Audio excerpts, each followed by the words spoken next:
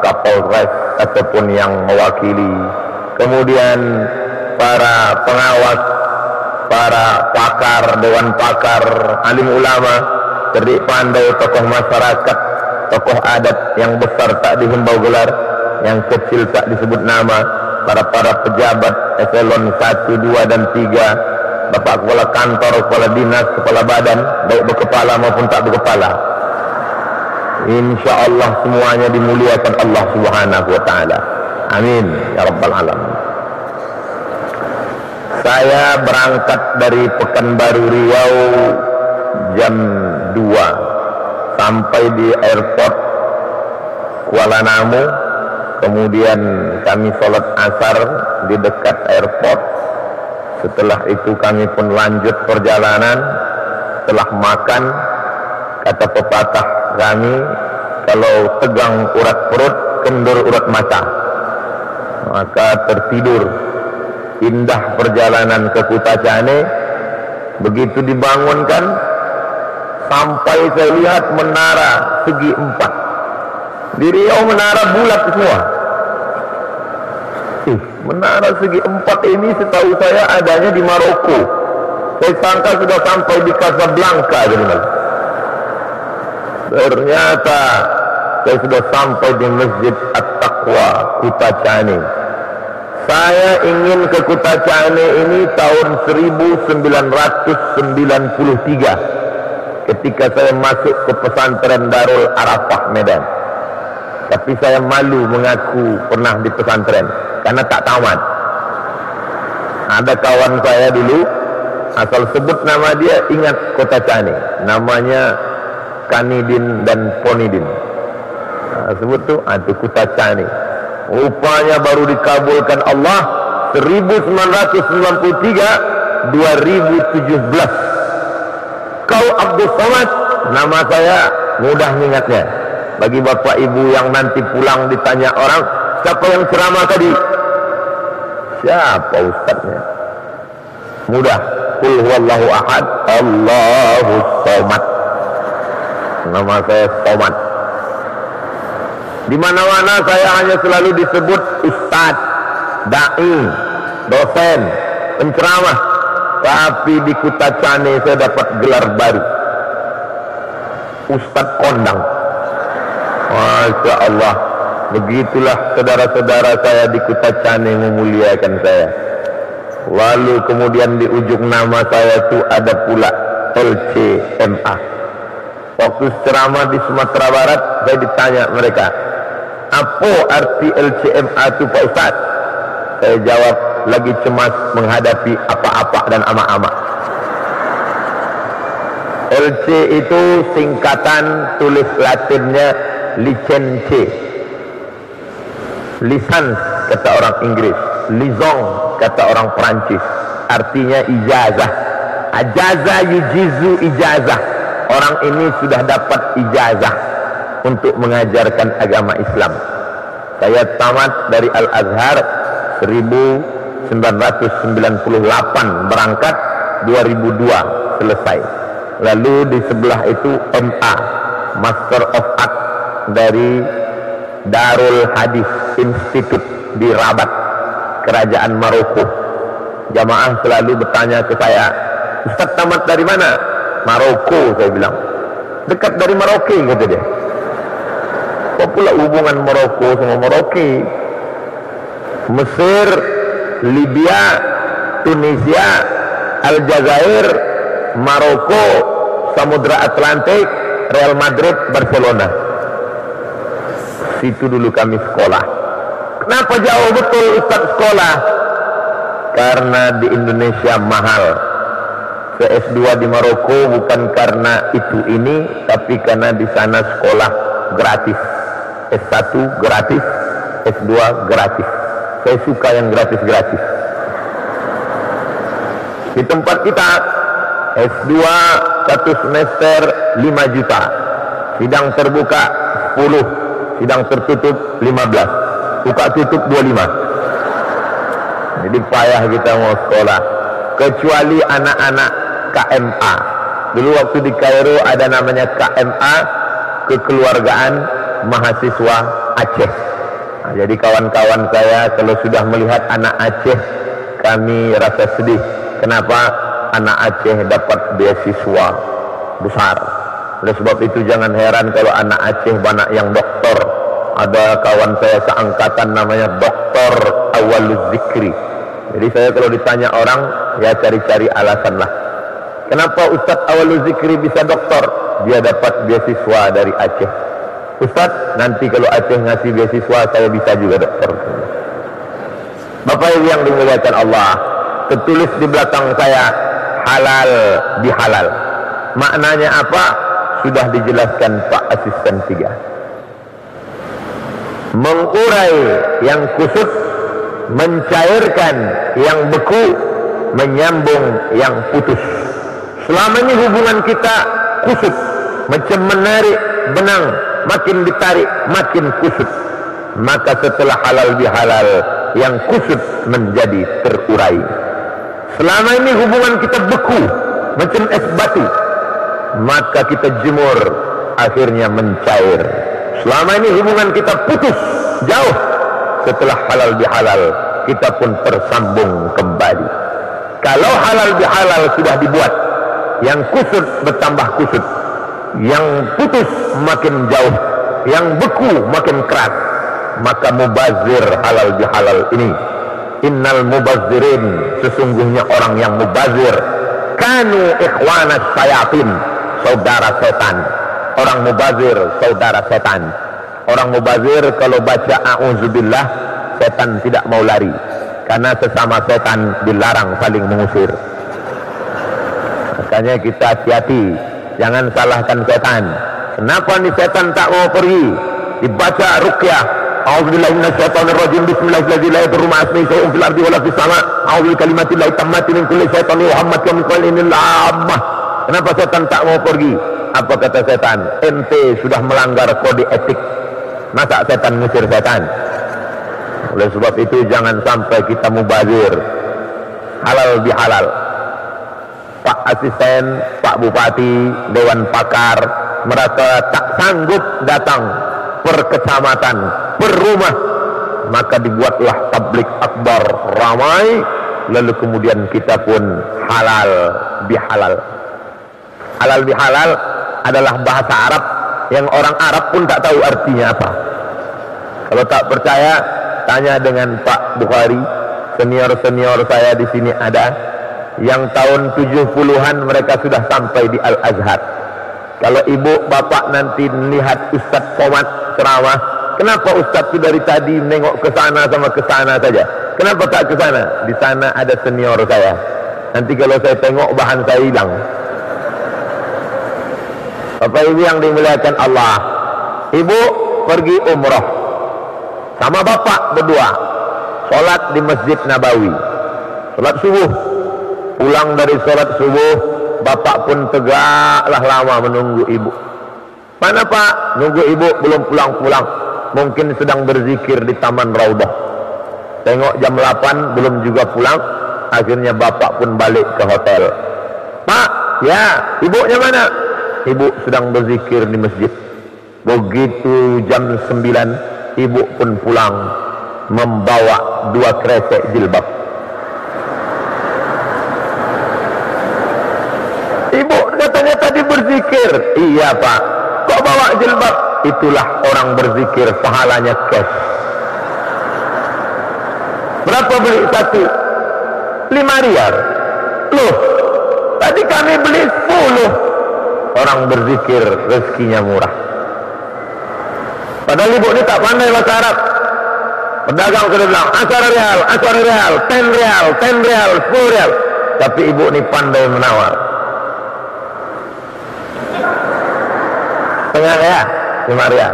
Ya, duit kasih, barang ambil. Barang saya ambil, duit saya kasih. Halal? Halal. Halal haji, halal, halal. Apa makna halal? Kita tidak ada sangkut-sangkutan lagi. Maka tadi kata Pak Asisten, plong. Anak-anak muda yang di sekolah, mahasiswa, kalau tidak mau buat formal halal bihalal, buat balihonya acara plong-plongan. Setelah ini kita ada sangkut paut lagi ya. Ya, halal haji, halal. Itu di air minum kita ada tertulis halal. Apa artinya? Mau diminum ragi. Jangan-jangan ini dicampur dengan kencing kuda. Jangan-jangan campur ada narkoba. Maka setelah dilihat halal, kita pun plong, buka, minum. Bismillah, halal. Menikah, aku terima nikahnya dengan mahar seperangkat alat sholat dan kitab suci Al-Quran tak pernah dibuka sampai mati, tunai. Halal, halal. Tidak lagi ada sangkutan dalam hati kita. Maka setelah halal bihalal, Aceh Tenggara, plong, yang selama ini kusut terurai, yang selama ini beku mencair, yang selama ini putus tersambung. Kalau galah patah bisa disambung, kalau kaca retak bisa direkat, tapi kalau sudah hati patah, kemana obat hendak dicari? So sweet, gitulah jawabnya. Bapak Ibu yang dimuliakan Allah, maka jangan sampai hati kita ini rusak. Kalau sudah hati rusak, disambung balik dengan silaturahim. Isinya, casingnya, sampulnya halal bihalal, tapi isinya silaturahim. Silatu menempelkan, silatu mengeratkan, silatu merekatkan, silatu merapatkan. Rahim, maaf, rahim, kantong janin tempat anak dalam perut perempuan, itu rahim. Rahim bukan bahasa Melayu, rahim bukan bahasa Indonesia. Rahim dari Asmaul Husna. Apa kata Allah? Ana Rahman, aku Rahman. Syaqaqtur rahim min ismi. Rahim diambil dari nama aku. Sebagaimana sayangnya Rahman, begitulah sayangnya Rahim. Bismillahirrahmanirrahim. Dengan nama Allah yang maha pengasih lagi maha penyayang. Bismillahirrahmanirrahim. In the name of Allah, most gracious, most merciful. Bahasa Pekanbaru. Dengan nama Allah yang maha pengasih, sebagaimana sayang kasihnya Allah, begitulah sayangnya Rahim. 9 bulan 10 hari tidak ada bayi terkontaminasi bakteri, padahal semua yang kita makan malam tadi masuk ke dalam menjadi sampah. Tadi malam saya makan di terang bulan, memang betul-betul terang, tapi kena lampu. Makan sup daging, makan ayam goreng, makan udang, makan cumi sotong, masuk ke dalam sumber tong sampah bakteri terbesar. Semua yang dimakan malam tadi busuk. Ayam penyet, ayam patah, ayam sungsang, ayam mati, busuk. Tapi tak ada janin yang mati terkontaminasi bakteri. Kenapa? Karena janin dijaga oleh rahim. Rahim dijaganya janin 9 bulan 10 hari. Tak ada janin keluar karena terkontaminasi bakteri. Kalau tak ada rahim di dalam menjaga, ibu bapak bisa bayangkan, kalau tak ada rahim menjaga janin di dalam, bercampurlah janin itu sama sambal belacan di dalam. Dijaga oleh rahim. Ini yang tak ada dalam diri laki-laki, ustaz, kiai, alim ulama, jenderal bintang 5. Tidak ada rahim dalam perutnya. Ini yang belum bisa dioperasi. Wajah bisa dioperasi. Di Thailand banyak laki-laki macam perempuan, tapi rahim tak bisa. Makanya kalau perempuan sudah diponis rahimnya terbuang, menangis meleleh air mata. Bu, di rahimnya ada kista sebesar duit logam, maka untuk membuangnya harus dibuang dan rahimnya ikut terbuang. Meleleh air matanya karena dia akan kehilangan rahim dan tak bisa mengandung lagi. Istrinya menangis, suaminya tersenyum. Kok senyum Pak Ustaz? Tanyalah sama yang senyum-senyum. Bapak Ibu yang dimuliakan Allah, oleh sebab itu maka rahim rahimnya satu. Lalu rahim satu tadi lahir anak. Dari anak lahir cucu. Lahir cicit. Anak, cucu, cicit. Di bawah cicit apa? Cucut. Banyak. Nah sekarang mau disatukan lagi rahim.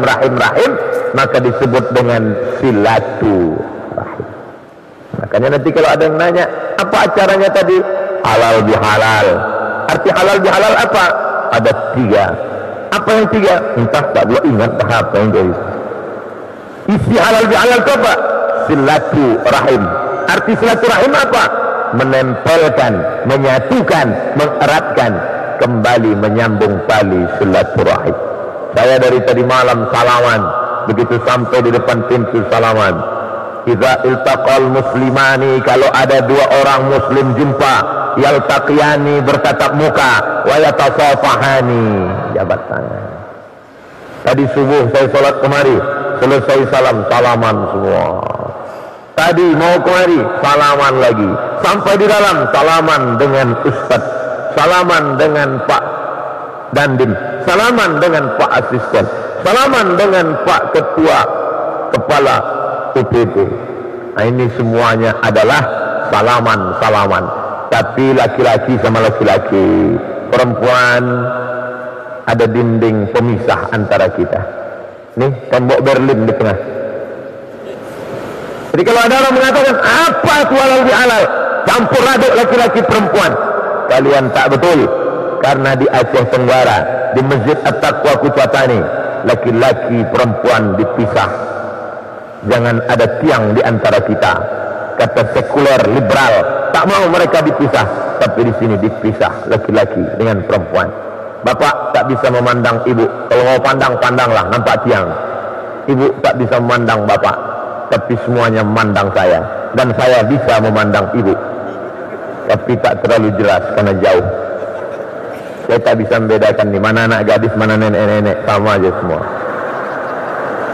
Bapak ibu yang dimuliakan Allah Subhanahu wa ta'ala, setelah bertatap muka, wajahnya cerah. La tahqiranna minal ma'rufi syai'a, jangan kau sepelekan perbuatan baik walaupun kecil. Apa perbuatan kecil tapi baik? Antul qiya akhaka biwajhin talqin, ketemu dengan saudaramu, wajahmu talqin, lepas. Tolak, lepas. Kalau jumpa sama orang, wajahnya lepas. Bagaimana wajah yang lepas? Orang barat menjelaskan wajah lepas. Bulat, titik 2 mata, ada hidung, ada huruf U. Tulis di bawah, keep smile, senyum. Agama Islam yang punya teori, non muslim yang mengajarkan. Tabassumika fi wajhi akhika sedekah, senyum ke wajah saudaramu sedekah. Ini jumpa sama orang, muka ditekuk macam jeruk purut dipijak gajah. Kalau senyum sama orang, tapi senyum ini ada orangnya, jangan senyum sendirian tepi jalan, tak ada lawannya. Setelah itu bersalaman, setelah itu ngobrol, cerita, apa kabar Pak, gimana Pekanbaru Ustaz di Pekanbarunya di mana? Di Panam. Di Panamnya di mana? Jalan Sukakarya. Oh di sini ya. Bertatap muka, bersalaman. Sekarang ini zaman kita ini sekarang zaman edan. Sudah tidak ada tatap muka, sudah tidak ada salam-salaman, semuanya diwakili oleh FB. Kamu datang kemarin halal bihalal ke rumah dia? Tidak. Kenapa? Sudah saya ucapkan maaf lahir batin minal aidin wal faizin. Datang kemarin anak dia nikah? Tidak. Terus gimana? Sudah saya wakilkan. Barakallahu lakuma wa baraka alaikuma wa jama'inakum. Ser. Selesai. Dulu kalau kita nunggu pesawat di airport, ngobrol. Assalamualaikum, waalaikumsalam. Dari mana? Dari Jakarta. Mau ke mana? Mau ke Pekanbaru. Mau ke mana? Mau ke Banda Aceh. Mau ke mana? Mau ke Takengon. Mau ke mana? Mau ke Kutacane. Sekarang la salam wala kalam. Ada ngobrol. Semua dengan dunianya masing-masing. Andai ada orang pingsan di sebelahnya, bukan dia tolong, difotonya pula. Ada orang pingsan di sebelah saya, Bagi yang kasihan tolong like and share. Amin, amin, amin, amin, amin.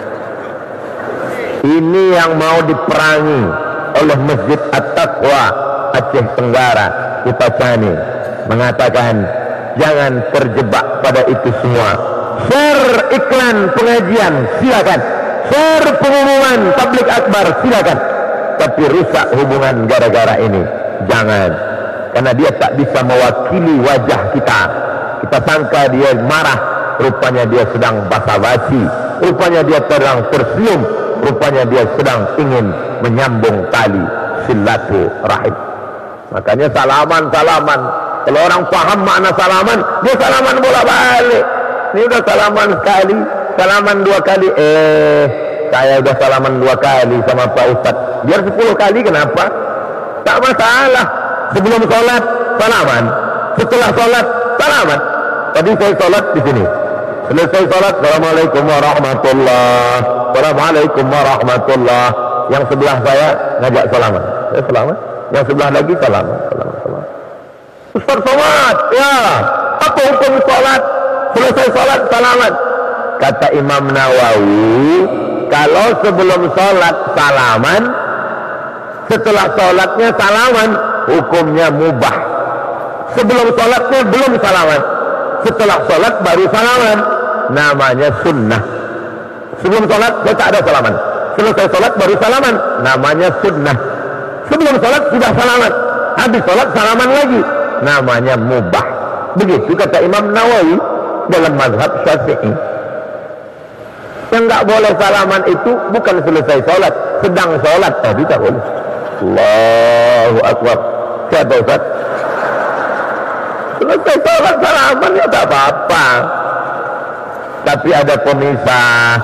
Li ayyuta'ina ala ra'si ahadikum, ditusukkan paku dari neraka ke kepala kamu. Khairun, lebih baik min antamussa yada mar'atin la tahillu lahu. Lebih baik ditusukkan paku neraka ke kepalamu daripada kau sentuh tangan perempuan yang tak halal, yang tak mahram.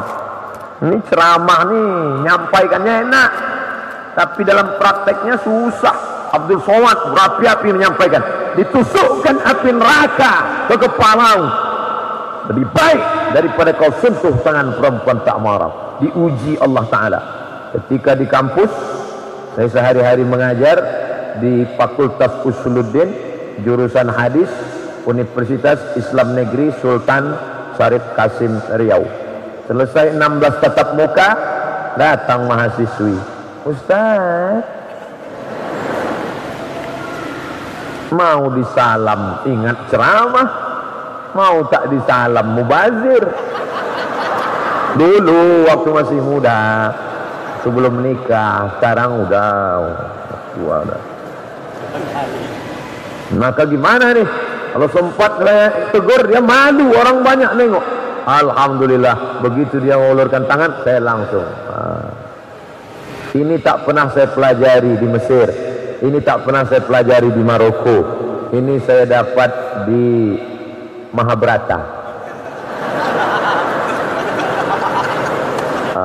Cuman kadang kalau diundang di kantor dinas, di situ ada non muslim, nggak pernah ikut ngaji, dia tak tahu saya sudah gini, dia tetap gini. Dia kena ujung, apa boleh buat? Astagfirullah, astagfirullah Rabbal baraya, astaghfirullah minal khataya. Tadi saya dengar suara itu sayup-sayup ke jendela kamar masuk. Masya Allah, hebatnya suara majelis zikir di Kutacane. Saya pernah di salah satu masjid mendengar orang baca Quran. Bismillahirrahmanirrahim. Hebat. Begitu saya masuk ke masjid, tak ada orang. Apa tadi? Rupanya flash disk. Tapi di Masjid At-Taqwa subuh tadi saya dengar suara ngaji. Saya sangka, saya udah suudzon, alah paling-paling flash disk. Rupanya ada qorinya. ada imamnya. Al-Hafiz hafal Quran 30 juz. Anak bapak ibu usahakan, tak dapat 30 juz, juz 30 pun jadilah. Makanya subuh tadi kami sholat, Masya Allah, ghairil maghdubi alaihim waladdallin, amin. Bismillahirrahmanirrahim, alif lam mim, tanzilul kitab la raiba fihi min rabbil alamin. Sujud tilawah kami sujud tadi. Nih, saya akan bawa cerita ini, bahwa saya sholat subuh Jumat di Masjid At-Taqwa Aceh Tenggara. Kami sujud tilawah, selesai itu kenalan dengan tuan imam. Imam pertama, imam kedua, dua-duanya hafal Quran. Makanya mereka santai aja jadi imam. Pejam mata, nampak 30 juz. Klik Al-Baqarah muncul, klik Al-Ma'idah muncul, klik Al-An'am muncul. Kita klik Al-Baqarah muncul sapi betina, klik An-Nisa datang gambar perempuan pakai jilbab, klik Al-Ma'idah error. Silaturahim setelah harmonis hubungan, barulah bisa membangun Aceh, Nanggro Aceh Darussalam, bil khusus Aceh Tenggara, bil khusus Kota Cane menjadi baldatun thayyibatun wa rabbun ghafur. Tak mungkin kita bangun kalau masih hati pontang panting, centang perenang, bintang pukang, tunggang langgang. Makanya setelah bersatu semua, barulah kita menatap masa depan, menjadikan negeri ini turun rahmat Allah subhanahu wa ta'ala. Saya sebetulnya kemarin ini bukan ceramah, karena apalagi mau diceramahi. Ceramah tentang syariat Islam, Aceh sudah duluan punya dinas syariah. Bicara masalah zakat, Aceh sudah duluan, zakatnya terbanyak.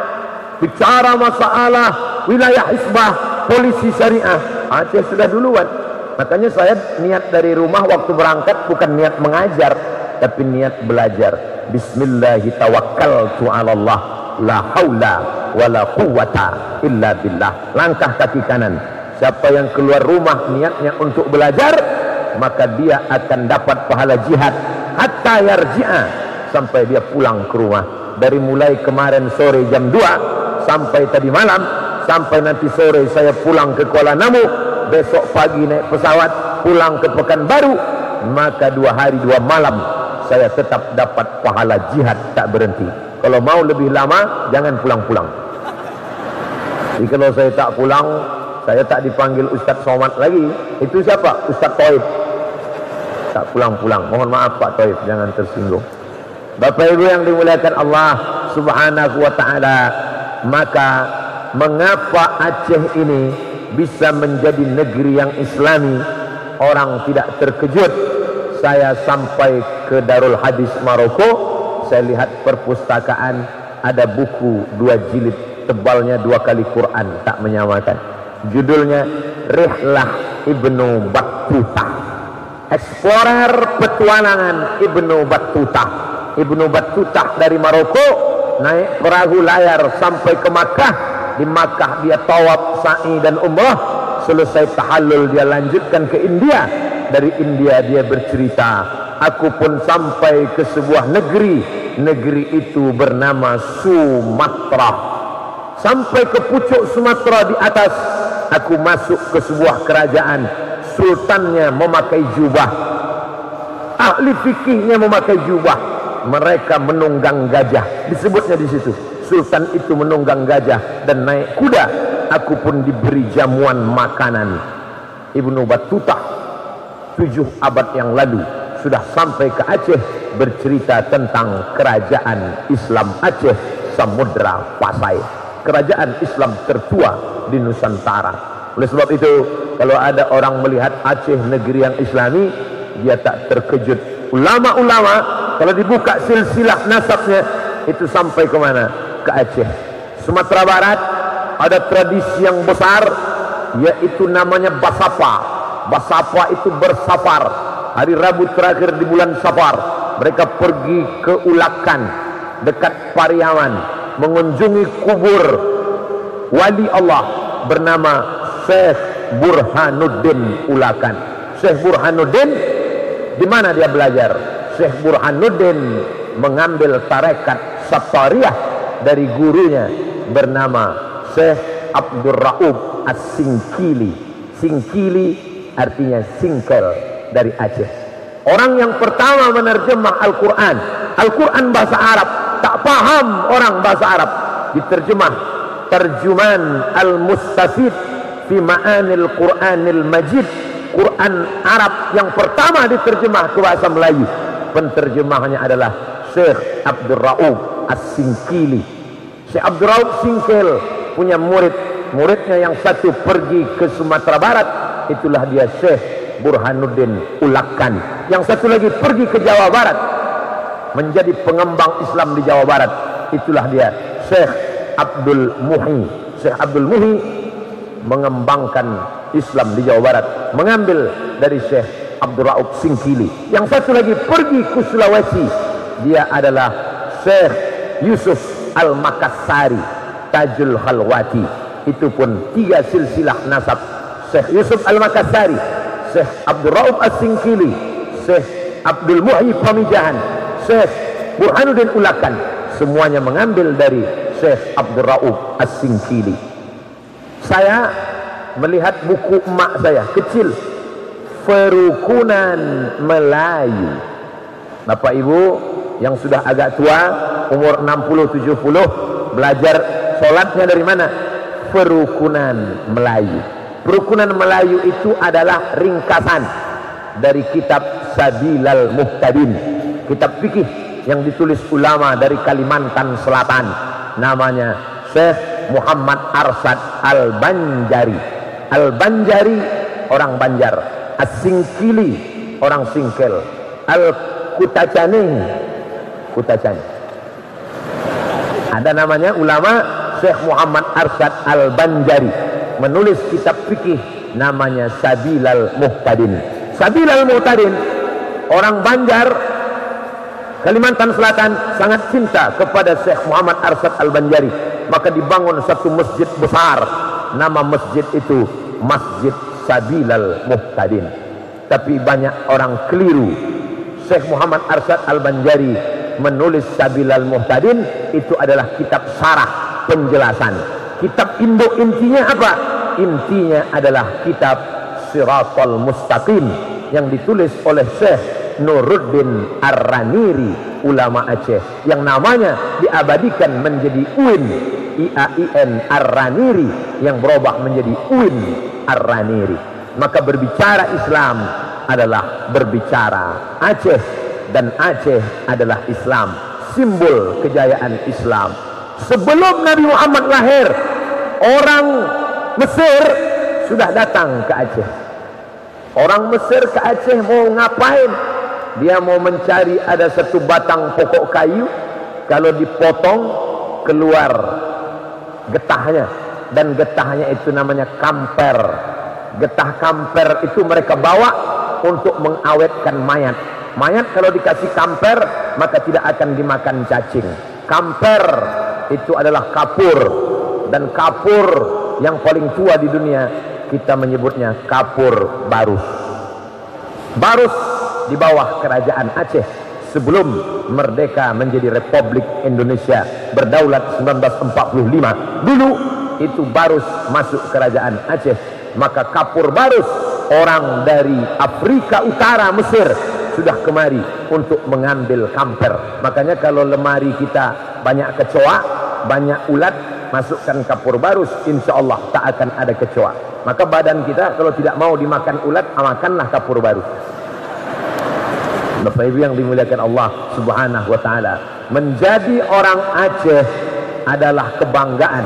Terlepas dari sukunya, tapi dia sudah menjadi wilayah kekuasaan, kebanggaan luar biasa. Dari mana? Dari Provinsi Mangrove Aceh Darussalam, yang punya khazanah keilmuan dalam bidang tasawuf, dalam bidang fikih, dalam bidang hadis. Tapi jangan bangga dulu, di balik kebanggaan itu ada tanggung jawab yang luar biasa di masa akan datang. Makanya saya senang berjumpa dengan alumni Al-Azhar. Assalamualaikum. Waalaikumsalam. Ustaz Abdul Somad. Betul, kami alumni Al-Azhar. Masya Allah. Tamat berapa? Pertama jumpa saya. Tamat berapa? Tamat tahun 96. Oh, guru saya tingkat tinggi, senior saya, tuan-tuan guru saya, tamat dari Al-Azhar. Si anu sudah punya pondok pesantren di sini, si ini sudah punya pondok pesantren di sini, si ini sudah punya pondok pesantren di sini. Makanya kalau kita kalah dalam politik, kalah dalam ekonomi, jangan sedih, karena dalam pendidikan kita tak boleh pernah kalah. Saya tak tahu di Kutacane, tapi di tempat saya, ibu-ibu kalau nyekolahkan anak ke pesantren, banyak yang nangis. Pulang dari nengok pesantren, matanya berair merah, bengkak. Ibu nangis kenapa, Bu? Sedih, Pak Ustaz. Tadi di pesantren nengok kasur anaknya tipis. Di rumah spring bed 2 lapis. Sedih kenapa, Bu? Sedih, Pak Ustaz. Di rumah cabainya dibelah, bijinya dibuang, takut anaknya kepedasan. Di pesantren jangankan bijinya, batangnya di blender. Di rumah ikannya dipanaskan, enak nak. Di pesantren kami dulu, saya dengan kawan-kawan dari Aceh, dari Langsa, dari Biren, dari Loksmawe, termasuk yang saya sebut tadi dari Kutacane. Santrinya berapa waktu kami di pesantren? 1.800 orang. Pesantren apa namanya, Pak Ustaz? Tak boleh sebut nama, menjaga kode etik jurnalistik. Ngantrilah kami bawa piring, mau makan buka puasa nih. Allahu Akbar, Allahu Akbar. Habis sholat ngantri, pas mau ngambil nasi, azan isya. 1.800 orang. Masukkan gulainya, saking kuatnya, tumpah ke muka. Wah, kan? Azan isya baru berbuka. Rela dari Kutacane. Saya baru tahu sekarang perjuangan kawan-kawan saya dari Kutacane, sekolah dulu ke pesantren dari tahun 1993 sampai sekarang. Sekarang kalau ditanya, kemana si Anu dulu? Sudah menjadi pegawai Pemda. Kemana si Anu? Sudah mendirikan pesantren. Si Anu sudah menjadi ketua Ikatan Alumni Timur Tengah. Itu kebanggaan luar biasa. Bapak ibu kaya, punya duit banyak, tinggal. Saya dibawa ceramah ke satu daerah perkebunan. Ustaz Somad, ya, ini kebun sawit ya. Ini yang punya satu orang, Pak Ustaz. Wah ya. Ini karet, Pak Ustaz. Karet yang punya satu orang. Berarti 2 orang? Enggak, 1 orang. Ini ruko, Pak Ustaz. Ruko yang punya pun 1 orang. Berarti ini sama ini 2 orang. Satu punya dia semua. Mana dia sekarang? Mati. Ternyata orang kaya mati juga. Apa yang dia bawa? Saya tanya, ada dia bangun masjid? Tak ada. Tak sempat dia bangun masjid. Oke, masjid tidak ada. Ada dia bangun MDA, Madrasah Ibtidaiyah, sibuk ngitung duit, tak sempat bangun sekolah. Andai dia ada bangun masjid, orang sholat di masjid mengalir pahalanya macam tetesan embun di tengah gurun pasir yang panas. Andai dia ada bangun MDA, anak-anak baca Quran, mengalir pahalanya. Sekolah tak ada, MDA tak ada. Lalu apa yang tinggal? Bini, Pak Ustaz. Banyak. Salahkah? Tak salah. Tapi kalau sempat mendidik anak, ada anaknya jadi ulama, ada anaknya jadi bupati yang membangun masjid Islamic Center, ada anaknya yang jadi anggota dewan memperjuangkan Pemda Syariah, ada anaknya yang jadi orang kaya yang menyekolahkan anak yatim. Tak ada. Lalu anaknya kemana? Anaknya tinggal 2, Pak Ustaz. Tuh, tadi katanya anaknya banyak, tapi perilakunya 2. Kalau tak jadi hantu, jadi setan. Akibat tidak sempat mendidik anak-anak. Maka kita bangga, ini masih ada anak yang lari-lari. Tuh, ada anak lompat-lompat. Tuh, ada anak tadi luar. Kalau ada anak di masjid lari-lari, lompat-lompat, menjerit-menjerit, ribut-ribut, nangis-nangis, berbahagialah. 20 tahun akan datang, Masjid At-Taqwa Kutacani masih tetap akan ramai dengan halal bihalal. Amin. Idul Fitri 2017, Idul Fitri 2027, Idul Fitri 2037 tetap ada halal bihalal di Kutacani. Dan mereka, anak-anak bapak yang lari-lari itu yang akan nelpon saya. Assalamualaikum. Waalaikumsalam. Betul ini Ustadz Somad? Betul. Bisa kami undang ke Kutacani? Bisa. Tapi 2037, 2047 umur saya udah 67 tahun. Udah tak bisa tegak lagi ini. Dah duduk pakai kursi dah. Tangan pun dah menggeletar. Assalamualaikum warahmatullah. Pengajian kita pagi ini tentang sakaratul maut. Tapi saya bangga. Kenapa saya bangga? Karena masih tegak berdiri rumah Allah, masih tertulis di atas ihdinas siratal mustaqim, masih tertulis di atas Allah Muhammad, masih ada teriakan Allahu Akbar di pagi buta sebelum ayam berkokok. Assalatu wassalamu alaika ya man. Jangan bangga dengan masjid yang besar, karena dulu nun di sana Andalusia masjid besar disebut dengan Al-Hamra. Hamra artinya ahmar, ahmar artinya merah. Kenapa disebut merah? Karena dibuat dari batu granit yang merah, cantik, menyala. Tapi apa yang terjadi 7 abad setelah itu, masjid itu sekarang berubah menjadi katedral. Jangan salahkan orang, jangan salahkan orang, salahkan diri kita. Kenapa tak kita jaga masjid kita sampai akhirnya Islam lemah, sakit, rapuh, tua. Datang seorang perempuan bernama Ratu Isabella. Ratu Isabella memaksa kau mesti pindah agama atau out. Makanya jangan nyanyikan lagu Isabella. Ini acara lagu ulang tahun Isabella. Dia tak tahu. Isabella tahu kamu siapa? Enggak. Itulah yang paling kejam dulu, membunuh orang Islam, masa lalu yang hitam. Lalu kemudian orang Islam yang dipaksa murtad itu dipasangkan topi panjang kerucut ke atas. Siapa saja orang Islam yang murtad, na'udzubillah, diambil topi panjang ke atas, pasang kerucut ke atas. Namanya San Benito. Itulah yang sekarang dipakaikan ibu-ibu untuk anaknya. Happy birthday to you. Jangan pasangkan topi tajam ke kepala anak-anak kita, karena kita tak tahu sejarahnya. Jangan tiup-tiup lilin, karena sedang ikut tradisi orang Majusi. Orang Majusi kalau berdoa tiup api, sembah api. Nah, minta untuk setahun ke depan ya, pejamkan mata. Apa doamu di masa akan datang? Minta apa tadi? Laptop. Bulan depan istrinya pula ulang tahun. Apa tadi? Tas kulit. Bulan depan suaminya pula ulang tahun. Apa tadi? Ada deh.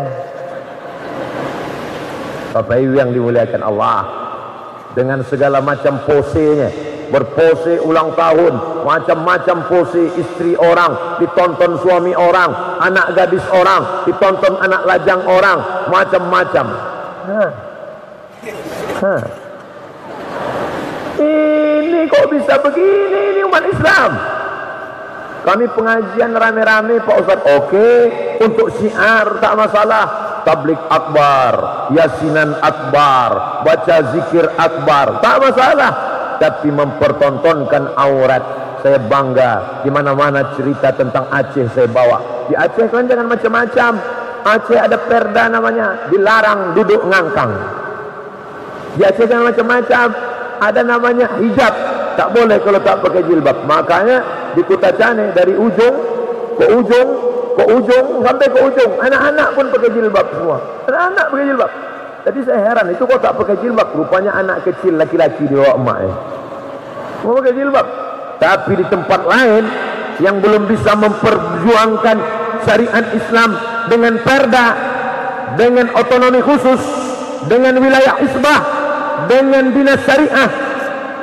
Yang mau berislam silakan masing-masing. Urusan jilbab bukan urusan negara, urus aja masing-masing. Ya tentu masing-masing, masing kepala lain isinya. Yang satu mau pakai jilbab, yang satu tak mau. Waktu ditanya, kamu kenapa nggak pakai jilbab? Yang penting hatinya berjilbab. Ini kalau begini nanti datang orang maaf cakap. Nanti datang orang gila telanjang lewat. Kamu kok nggak pakai baju?